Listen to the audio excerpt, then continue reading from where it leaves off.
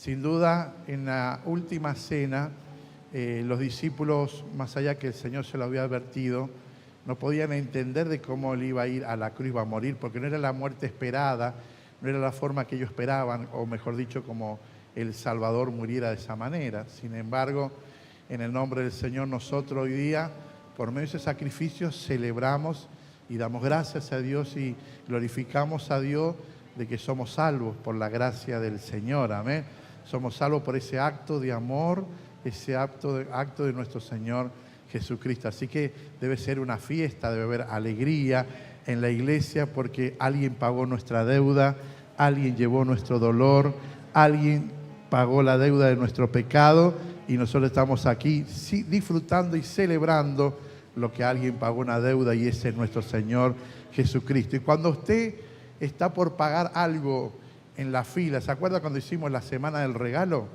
La cara de la gente cuando le pagábamos la boleta estaba feliz. Hoy día nos cuesta más en la semana del regalo. Queremos regalos más que dar regalos. Pero, ¿cómo se pone usted contento si cuando usted va a pagar le dice el que está al lado, deja, yo te pago? Y justo voy yo con la boleta de la luz que es 1.400.000. ¿Sabés la cara que voy a poner? Si dice la persona, tengo un acto, 10K yo lo pago, no, que se imaginó. Después empezamos ¿se acuerda cuando hicimos la semana del regalo?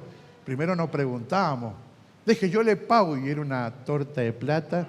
Bueno, recibe tarjeta, nevada, ¿se acuerda la nevada? ¿Ah? Recibe, ¿ah? Y después mirábamos primero cuánto iba a pagar. Bueno, así me alcanza lo que tengo y le pagamos. Pero decime, ¿te pondrías contento, gozoso, si a ir a pagar alguien te dice, deja, yo pago tu deuda? ¿Cuántos estarían felices? Qué poco, hermanos. Señor, no hagas milagros sobre los que no levantaban la mano. Pero ¿cuántos creen o no? ¿Hay milagros que han pasado o no? Que alguien fue y pagó la deuda o no. Gloria al Señor. Es así. Yo todavía no recibo ese milagro, pero muchos han contado ese milagro. Amén. El tema, ¿qué cara pondría vos? ¿Qué le diría? No necesito su plata. Oh. A mí me pasó en la semana de regalo que una persona me dijo, yo no necesito. Buena. Vete con el diablo. Nada. Pero hay gente, vio, que a veces se siente ofendida o no. ¿Cuánto se ofende si alguien te quiere pagar la luz de la casa? A nadie ahora, ¿vio? ¿Cuántos darían gracias o no? Amén. Ahora, más allá de todo eso, damos gracias a Dios porque Él nos da para poder hacerlo. Amén. ¿Sí o no? Eso es lo más importante. Pero digo, cuando alguien te paga tu deuda, ¿cómo estás? Feliz, ¿no es cierto? Él pagó nuestras deudas. Nuestra deuda que merecía, amén, la muerte eterna, y Cristo pagó nuestra deuda. ¿Cómo debe estar esta mañana su corazón al recordar este momento de la Santa Cena y decir, Él lo hizo por mí, lo hizo por mí? No hay que estar contento, gozoso, una iglesia agradecida, una iglesia que está, pero bendecida por el Señor. Gracias, Señor, porque venimos aquí y acá el único más importante, si viene una persona nueva, y acá hay una sola persona importante y es Jesucristo. A Él le damos la gloria, la honra, el honor, los aplausos, los silbidos. Todo el escándalo que escuchás de estos mangas de locos es porque Cristo nos salvó. Es porque Cristo nos salvó.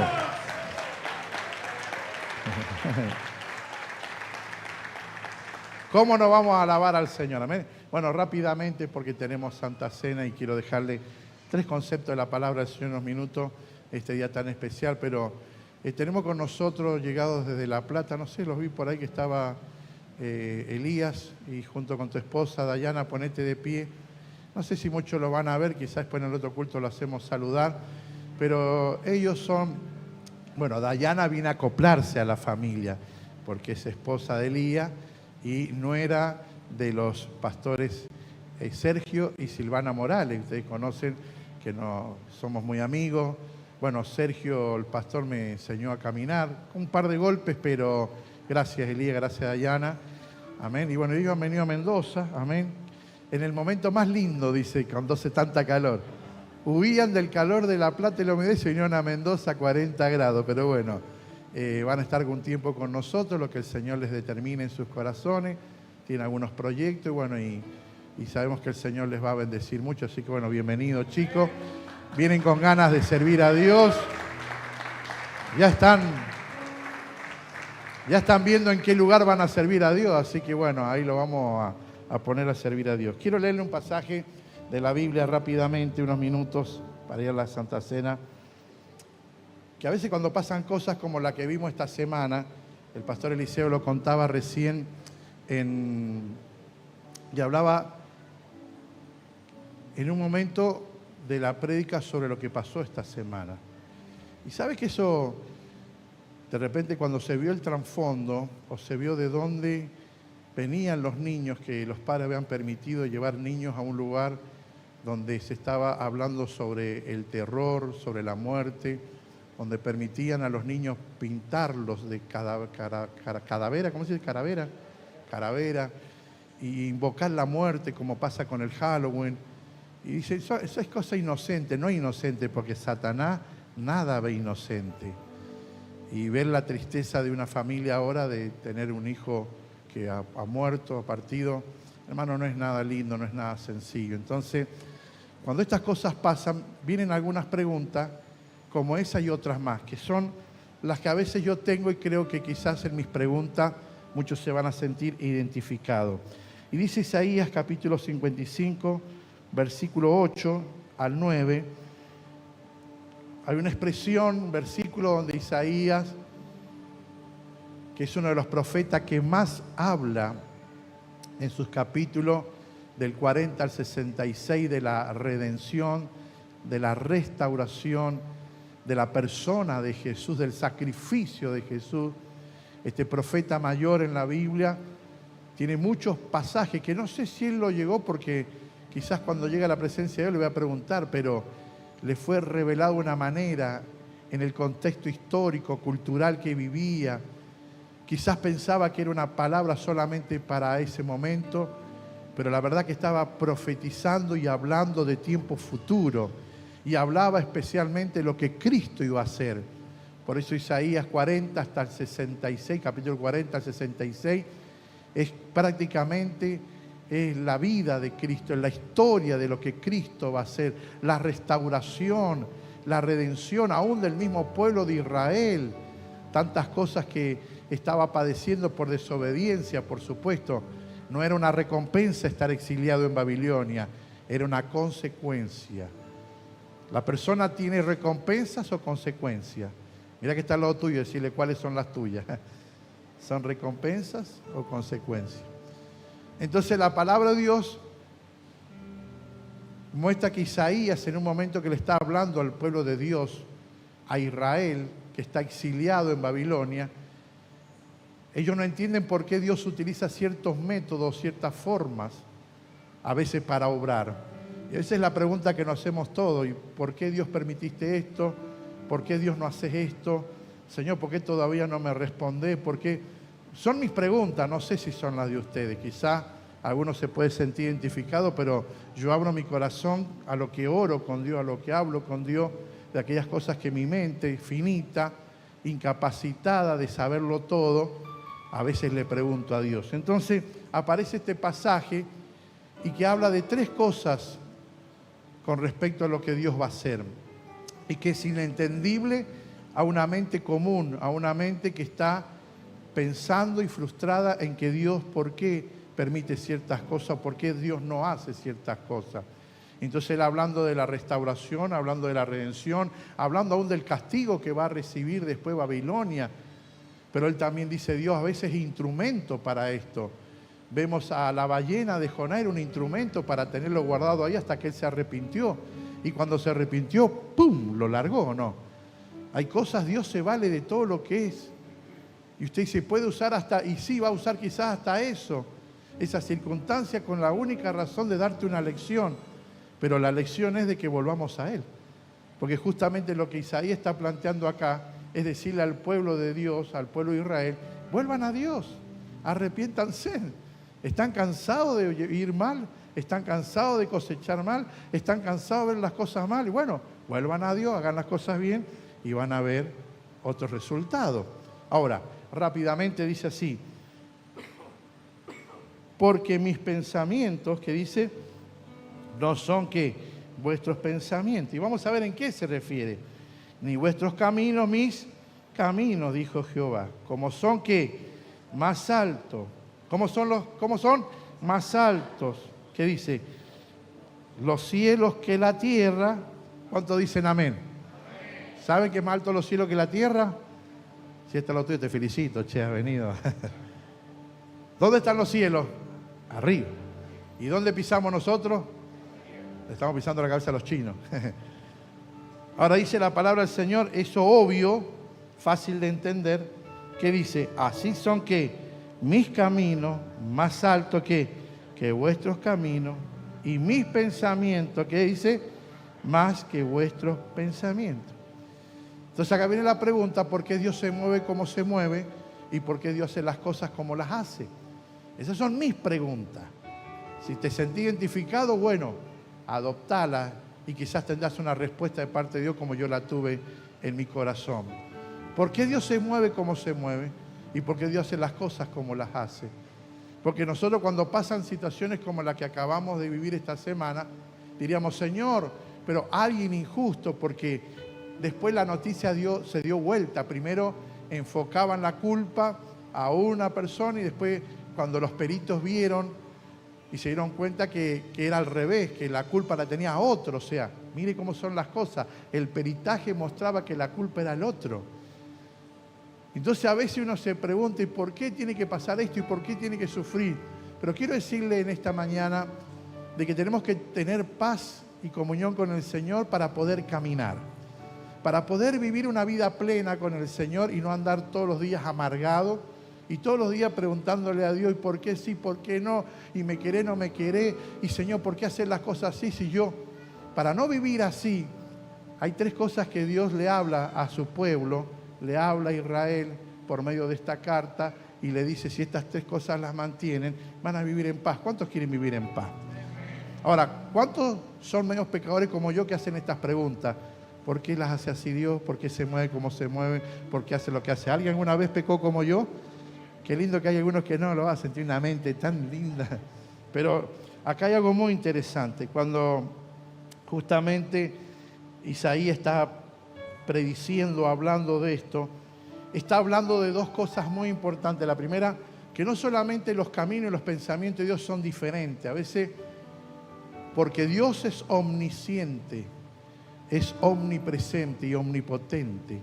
Tiene la capacidad de poder moverse y hacer cosas que a nuestra mente puede escapar el entendimiento. Pero no significa que son injustas. No significa que son injustas aquello que Dios hace por la cual yo no lo puedo entender. No. Es que Dios, al ser omnisciente, al ver más allá de lo que mi mente puede entender y ver, entonces Dios va actuando conforme a su omnisciencia. Y suceden cosas en el presente que yo no las entiendo, pero si Dios me mostrara aquellas cosas que muchos de nosotros a veces nos desesperamos por querer saber los movimientos que Dios hace y por qué los hace así y por qué no lo hizo de otra manera, sería tan fácil, ¿no es cierto?, vivir en este mundo y nunca tendríamos que confiar en Dios, nunca tendríamos que tener fe en su palabra, nunca tendríamos que caminar en confianza a Dios, porque si Él nos muestre por qué hace las movidas que hace y hace las cosas como las hace, no necesitaríamos la fe, no necesitaríamos confiar en Él, no necesitaríamos orar. ¿Por qué? Y porque como Dios nos muestra por qué hizo la movida que hizo o por qué permitió lo que permitió, usted diría, ya estoy tranquilo, ya me explicó Dios todo. Ahora, acá está lo desafiante de la fe, acá está lo desafiante de nuestra confianza en Él. Acá está donde realmente radica un corazón que ha entregado su vida a Cristo, que le ha depositado su corazón a Dios y aunque no sabe el destino que viene, sabe con quién camina hacia ese destino. Amén. La Biblia dice en Hebreo que Abraham no sabía dónde iba, pero sí sabía con quién iba. Yo no sé qué va a pasar este 2025, pero algo tengo seguro, que el Emanuel está con nosotros, que Dios está con nosotros y mes tras mes la mano del Señor nos va a acompañar. ¿Cuántos dicen amén? ¿Cuántos pueden decir, yo sé que el Señor está conmigo? Amén. Ahora, ¿sabe cuánto calmaría Dios mi corazón y mi mente si Dios me dice por qué hizo así las cosas? ¿Sabe qué tranquilo me quedaría? Y no necesitaría ni orar para fortalecer mi alma, mi corazón para mantenerme firme. Sería fiel, firme y fuerte y feliz si Dios me explicara los movimientos que hace y por qué los hace. Pero entonces no usaría la fe para seguir creyendo. No usaría mi confianza en Él para seguir diciendo, Señor, no sé por qué lo haces, pero sigo confiando en ti. ¿Para qué servir la fe o no? Si Dios nos explica todo. ¿Para qué serviría la confianza en Dios si Él nos dice todo lo que hace? No radica ahí nuestra fe y nuestra confianza. Radica que aunque yo no pueda saber todo lo que Dios está haciendo, todo lo que Dios hace porque sus pensamientos y sus caminos son más altos, entonces es donde yo confío y donde tengo que orar, donde tengo que buscar su presencia para que mi alma se aquiete, para que mi mente se aquiete, entonces pueda confiar en el Señor. Che, pórtate bien, deja de pensar eso. ¿Cuántos han hecho eso alguna vez? ¿Te has cacheteado alguna vez? ¿Sí? Che, estás pensando algo que no tenés que pensar. Listo, va, listo. Saca ese pensamiento. Dios me ama, Dios me ama, Dios me ama. Porque el enemigo viene para querer que hacerte pensar que Dios no te ama. Ahora, lo que Dios le está planteando aquí a Israel, le está diciendo a través de este pasaje de los pensamientos y los caminos, es que primero ellos no entendían por qué Dios usaba un pueblo totalmente pagano para castigarlos a ellos. Si me vas a hacer pagar algo, que no sea con uno peor que yo. ¿Nunca te pasó que Dios te fajó con alguno que era peor que vos? Y este me viene a hablar si es peor que yo. Pero más allá de eso, la segunda incomprensión del pueblo de Israel era la misericordia de Dios. Era a veces incomprensible la misericordia de Dios, que a pesar de tantas cosas del pueblo de Israel, Dios le sigue insistiendo que va a tener misericordia y que los va a sacar adelante, que los va a levantar y que este momento que están pasando exiliados va a terminar. Un momento, así como han visto, por causa de sus consecuencias, estar preso, estar exiliado, no en su tierra, esto va a pasar. Y si se arrepienten, si buscan su rostro, porque justamente dentro de este capítulo la palabra de Dios dice, buscar a Dios mientras pueda ser hallado, llamarle en tanto que está cercano. Dios le está proveyendo la puerta abierta para decirle, ¿están cansados de cómo están viviendo? ¿Están cansados de cómo están llevando las cosas? ¿Están cansados que los enemigos los opriman? ¿Están cansados, como pasó en Egipto, de vivir la repetición de aquello que vivieron quizás ustedes 70 años, pero otros 400 años? Si están cansados de eso, vamos, yo estoy aquí, dice Dios, en tiempo aceptable. Vengan a buscarme, vengan a adorarme, porque yo los voy a sacar adelante, porque yo los voy a levantar y voy a mostrar mi gloria sobre ustedes. ¿Cuántos dicen amén? Ahora, déjeme, y quiero terminar con este pasaje, con estas 3 reflexiones. La primera, ¿por qué podemos confiar en Dios? Por su soberanía. Diga conmigo, debo confiar en la soberanía de Dios. La soberanía es la acción que toma Dios por ser Dios. Muchas veces me he visto confrontado y yo decirme, bueno, hacela vos entonces. Porque yo le digo a Dios, ¿sabes? He sido picudo con Dios. ¿Hay alguno acá medio irrespetuoso que yo? Yo he sido picudo con Dios. Señor, yo le haría así la cosa. Agarraría a aquel hermano, lo daría vuelta así, le tiraría la cabeza, le sacaría la oreja. Señor, yo haría así, aquel que desgraciado que se gasta la plata en todo y no hace nada, dámela a mí. ¿Cuánto le gusta mandar a Dios? ¿Hay alguno acá que le gusta más? Gracias, Juan, somos 2 pecadores ya. Ah, Lucho también. Te creías más santo. Viste, como que le quedó ordenada a Dios las cosas como las tiene que hacer. Hacerla así, hacerla acá, llevar para acá esta pieza. Entonces ese Dios, bueno, hacela vos. ¿Se acuerda que Job había mantenido la integridad de sus palabras hasta que, bueno, obviamente bajo presión de los amigos que tenía, en el capítulo 37 Job empieza como a cambiar ya la forma de hablar con Dios? Entonces empieza a decirle, Job dice, Señor, ¿me puedes explicar algo? Porque yo soy íntegro, me porto bien, he hecho las cosas, la mujer que me diste o la que yo elegí, no le echemos la culpa a Dios, me dice que maldiga y me muere, o sea, en vez de apoyarme quería que se muriera, capaz que tenía otro por ahí dando vueltas, qué sé yo. No, no era eso. Pero la palabra de Dios dice que de repente aún la mujer le dijo, bueno, maldice a Dios y muérete o no, si estás de esta manera tan enfermo. Yo le hubiera dicho que se le pase esta enfermedad a ella, a ver qué dice. ¿Cuántos hubieran dicho eso? Viste que soy un pecador, viste que yo pienso mal. Claro, ¿qué venía a decir que me muera yo? Moriste vos, andate con mi enfermedad vos. Bueno, el tema rápido. Vemos aquí de que Job había mantenido su integridad, dice, y no atribuyó despropósito alguno. Y la palabra despropósito ahí significa locura en el hebreo. Locura. O sea, Dios le dijo, Dios no es loco. Dios no hace cosas bajo presión o locuras. Dios no es alguien que está desequilibrado. Esa palabra despropósito es fuertísima. Dice, él no halló un despropósito, que Dios actuó a la locura, qué sé yo, hacelo. No, todo está bajo un plan, todo está bajo un propósito. Y bueno, Job mantiene su integridad. El tema, que ya capítulo 37 en adelante le empieza como a sentir esa presión y le hace una pregunta a Dios que esperaba una respuesta de Dios como la que usted y yo esperamos. Y le dice, Dios, ¿me puedes responder esto? ¿Por qué? ¿Por qué? ¿Por qué? Y Dios le va a responder con tanta dulzura, tanto amor, pero tanta sabiduría, que le dice, sí, Job, te voy a responder todas tus preguntas, pero cuando tú me respondas una sola que yo te haga. ¿Y cuál fue la pregunta? ¿Se acuerdan los que han leído Job? Cuando yo estaba haciendo los cielos y la tierra, ¿dónde estabas vos, Lucas? Para preguntarme si hago bien las cosas, lo hago mal. ¿O no? ¿O no, María? Señor, está haciendo mal las cosas. Yo que vos, Señor, las haría así. ¿O no? ¿Cuántos nos tienta a decir así? Uy, yo sí, pero eso meto la pata siempre con eso. Señor, no la hagas así, hacela de esta manera. Dice Dios, gracias, Esteban, no me había dado cuenta, la verdad. Qué bueno que te tengo como pastor, como siervo, si no, pifiaría un montón de cosas.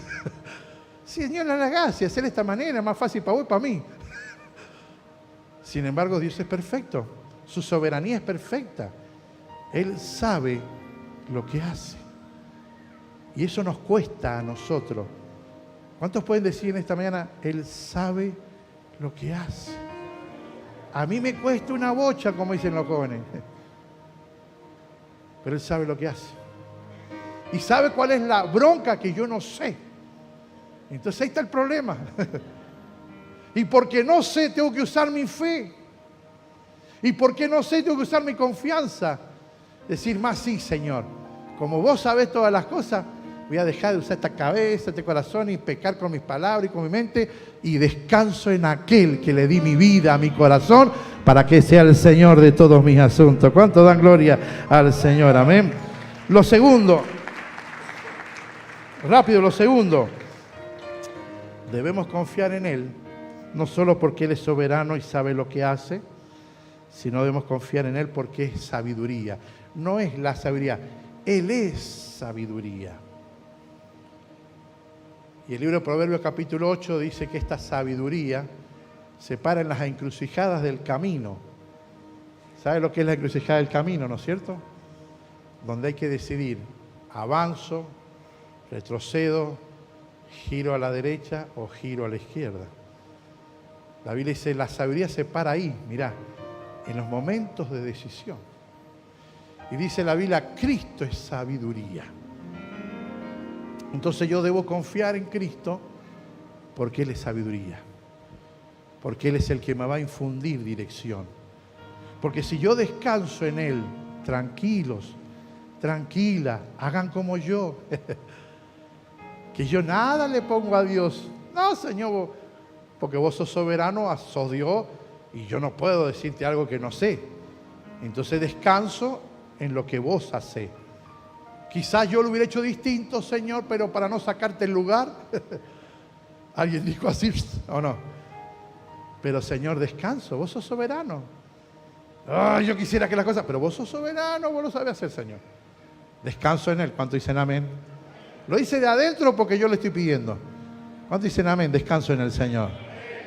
Segundo, Él es sabiduría. Lo que Él diga que tengamos que hacer, hagámoslo porque va a salir bien. Aunque parezca a veces que nos va a jugar en contra. Y en esa sabiduría a veces tenemos que pedir perdón, tenemos que agachar la cabeza, poner la otra mejilla. Y no hablo de ser ingenuos o necios y aguantar todos los pisotones. No está hablando nada que ver la Biblia con eso. Porque algunos lo han malinterpretado. me tengo que aguantar todo lo que me hacen. No está diciendo eso la Biblia. Está diciendo la actitud nuestra, no de la otra persona. ¿Cuál va a ser mi actitud ante las cosas? Voy a actuar con sabiduría. A veces los que nos rodean no se portan bien, sí o no, nos defraudan. Pero ¿cómo voy a actuar yo? ¿Te la voy a devolver? Porque digo, mira, que el Señor tome la venganza, pero la vuelta tiene un camino y cuando vuelva vas a ver quién soy. ¿Viste? Le dijiste que el Señor se vengue, pero vos te esperás con una lanza a la vuelta. Y la sabiduría, que Cristo es sabiduría, y debemos confiar en Él, es justamente lo que Dios le estaba diciendo por medio de Isaías al pueblo. Yo sé que ustedes no entienden lo que estoy haciendo, pero por eso mis caminos son más altos y mis pensamientos son más altos.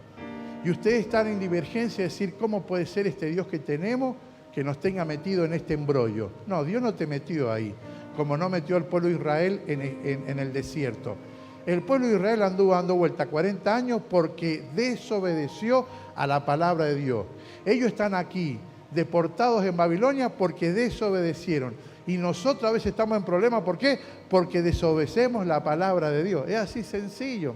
Ahora, Dios le está ofreciendo a ellos sabiduría. Dios le está diciendo que sus caminos son más altos y sus pensamientos son más altos. Y aunque ellos no puedan entender por qué Dios actúa así, por qué Dios actúa con amor, con misericordia y de la manera que actúe, Dios le está diciendo, no se vuelvan locos, no den vuelta en la cabeza, hagan como decía Martín Lutero. No puedes impedir que los pájaros vuelen sobre tu cabeza, pero puedes impedir que hagan ¿qué? Que hagan nido. Entonces, rechazá cualquier pensamiento, rechazá cualquier cosa que venga a tu cabeza, a tu mente, que te quiera quitar la paz, que te quiera quitar la comunión, que te quiera hacer estar toda la noche despierto. ¿Y cómo lo voy a hacer? Y no voy a resolverlo. ¿Y cómo hago? ¿Y ahora qué voy a hacer? Deja descansar en el Señor y confía en la sabiduría que Dios tiene para nosotros. ¿Cuántos dicen amén? Él tiene un plan y no hay mejor plan que el de Dios. Dios le está planteando esto a su pueblo. El plan que yo tengo es superador. Y dicen, sí, estamos en Babilonia. ¿Quién más superador de esto? Estamos acá, estamos presos, exiliados, no es nuestra tierra. Dios dice, no es mi culpa. A ustedes les ha gustado estar ahí por desobediente. Pero Dios le dice, siempre tengo un plan.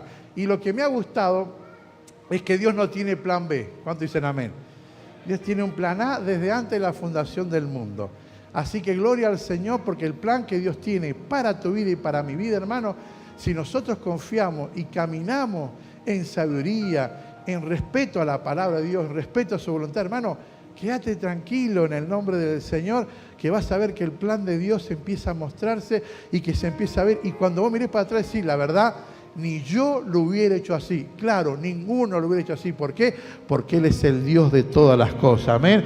Entonces Dios tiene un plan con tu vida, con mi vida, de que Él, si le permitimos que lo ejecute a su manera y no a nuestra manera, hermano, vamos a vivir con paz, con gozo, sabiendo que el Señor tiene todo bajo control. ¿Cuántos dicen amén? ¿Cuántos descansan en el plan de Dios? Decirle, yo sé que tienes un plan de Dios para mi vida. Y de verdad que me desespero. Porque cuando veo las cosas que pasan, Señor, digo, ¡ay, Dios! Sin embargo, decilo conmigo, voy a descansar en el plan de Dios. Decilo, voy a descansar en el plan de Dios para mi vida. ¿Sabes por qué? Vas a tener que usar fe. Vas a tener que usar confianza. Vas a tener que usar perseverancia. Vas a tener que usar fidelidad. Vas a tener que usar firmeza. ¿Por qué? Porque Dios no siempre te va a mostrar todo lo ejecutable de su plan. Porque si no, como dije al principio, no necesitaríamos hacer uso de la fe de nada. Sin embargo, Dios dice, dale, te voy a probar por acá, vas a pasar por esto, para que sea tu fe la que muestre que seguís confiando en el Señor. Hermano, usted está aquí, ¿sabe por qué? No porque sabe todo lo que Dios iba a hacer, o iba a pasar, o iba a sufrir. Usted está aquí porque confió en el plan de Dios. Usted está aquí porque sigue usando su fe y su confianza en Él. Que pase lo que pase y hace lo que hace, usted lo ama por encima de todas las cosas. Usted no está aquí por lo que Él le pueda brindar económicamente. Usted está aquí porque Él le ha dado el regalo más grande que puede tener el hombre, que es la salvación de su alma. ¿Cuántos dicen amén? Invito a los pastores que están preparados para dar la Santa Cena. Y tercero y último, debemos confiar en el Señor, debemos confiar en su palabra, porque su amor es sobre abundante, su amor es inigualable. Amados, es lo que le costaba entender a Israel, el amor de Dios. Había una canción, el amor, a ver, la mayor, creo que era. El amor, do. El amor de Dios es maravilloso, el amor de Dios es maravilloso, el amor de Dios es maravilloso. ¿Se acuerda? Cuán grande es el amor de Dios, tan alto que no puede. Cántelo, a ver, arriba de, a ver, tan bajo que no puedo estar debajo de él, tan ancho que no puedo estar afuera de él. Cuán grande es el amor de Dios. Este pasaje está dirigido al pueblo para decirle: Dios, yo soy soberano y mis decisiones no necesitan ser aprobadas por ustedes, porque yo soy Dios. Dios no nos va a pedir permiso para actuar, porque Él es soberano. Pero aunque Dios no nos pide permiso, Dios nos pide fe, Dios nos pide confianza, que descansemos en Él, porque lo que Él hace, lo hace para bien. Su palabra dice algo precioso, de que Dios no tiene planes de maldad, sino de bienestar para nuestras vidas. Así que puedo descansar en la soberanía de Dios, que aunque yo no entienda algo, no quiere decir que está haciéndolo mal el Señor. Todo lo contrario, el no entender algo que hace Dios, diga conmigo, me hace tener fe en Él, me hace confiar en Él. ¿Sabe? Si a mí Dios me hubiera explicado todo lo que venía, lo que iba a pasar, no hubiera necesitado mi fe para ser fiel y para ser firme. ¿Para qué? Si ya me lo explica todo Dios. Sin embargo, me tengo que levantar cada día y hacer uso de la fe, uso de la fidelidad, para seguir confiando en su palabra. Señor, no sé por qué hiciste así, pero vos sos Dios y yo te di mi corazón, yo te lo confié. No hay excusa, no hay nada que reclamar. Tú eres mi Dios y sabes hacer las cosas. La segunda, Dios le dice a su pueblo, yo soy la sabiduría. Pero la sabiduría se encuentra ¿dónde? En la búsqueda de la presencia de Dios. Dios no puede ayudarte a tomar decisiones o a vivir con satisfacción en tu vida y sentir que no me llena, algo me pasa, me estoy apagando, no siento lo mismo que antes. Y sí, más vale. Pero no es por culpa de Dios, Dios sigue siendo el mismo. Nosotros cambiamos y empezamos a enroscarnos, a enrollarnos, a dejar que muchas cosas que antes las desechamos y las rechazamos y no le damos importancia, hoy día le damos importancia. Y cuando le empezás a dar importancia a aquello que antes rechazaba, afecta tu vida espiritual. Y empieza por lo emocional. Ya no me siento igual. Ataca la parte más, ¿cómo puedo decir? No importante, pero que maneja el control también de las acciones de las personas. Esa parte volátil, esa parte de la voluntad. Y si no tengo ánimo, no tengo ganas de hacer esto. Y ya empezó a tocar para todos lados. Entonces busca sabiduría en el Señor. Él le dice al pueblo de Israel, yo soy la sabiduría. Ustedes no entienden, pero mis planes son mejor que cualquier plan que ustedes van a hacer. Pónganse a hacer un plan y el mío los va a superar, porque yo soy Dios. Y yo debo confiar en el plan de Dios, amén. Y debo estar dispuesto a cambiar planes. ¿Se acuerda cuando empezó la pandemia? Nosotros teníamos la agenda hecha, la habíamos pasado a los hermanos, todos los hermanos tenían de enero a diciembre la agenda armada y de repente en marzo tuvimos que partir la agenda en el medio porque el plan cambió. No cambió, cambió nuestro plan, pero en la historia, en la fundación del mundo, ya estaba en el plan de Dios. Él sabía que venía eso. Nuestro plan cambió, el plan de Dios no. El plan de Dios sigue ejecutándose. Pero qué bueno, gloria a Dios, que podamos descansar en el plan de Dios.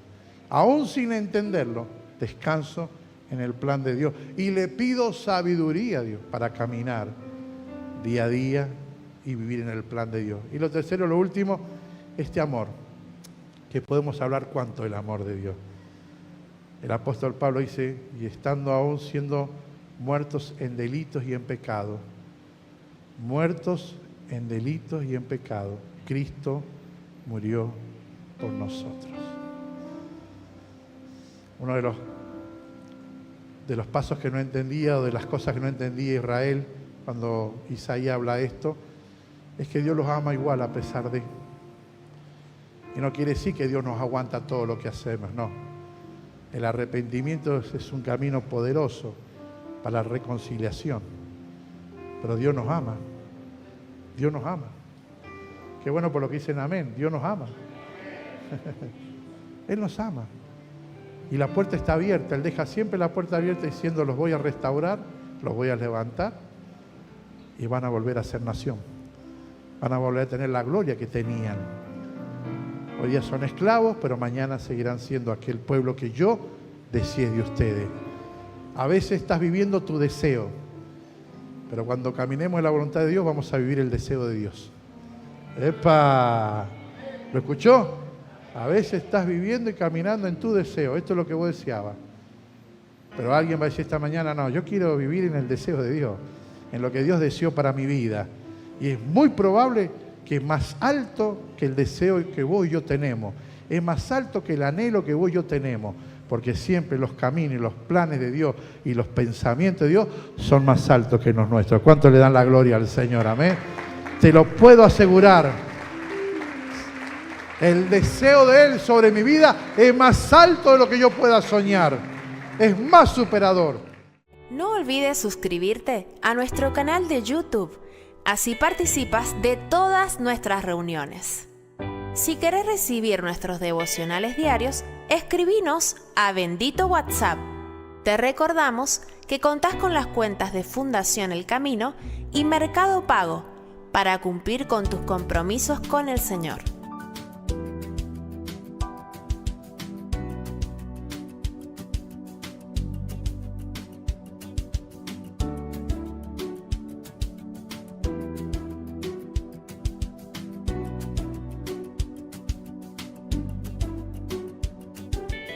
Seguinos en las redes sociales, en Instagram como @shd.ministries y en Facebook como Ministerio El Camino hacia Dios. Ministerio El Camino hacia Dios te espera nuevamente en sus próximos servicios. Dios te bendiga.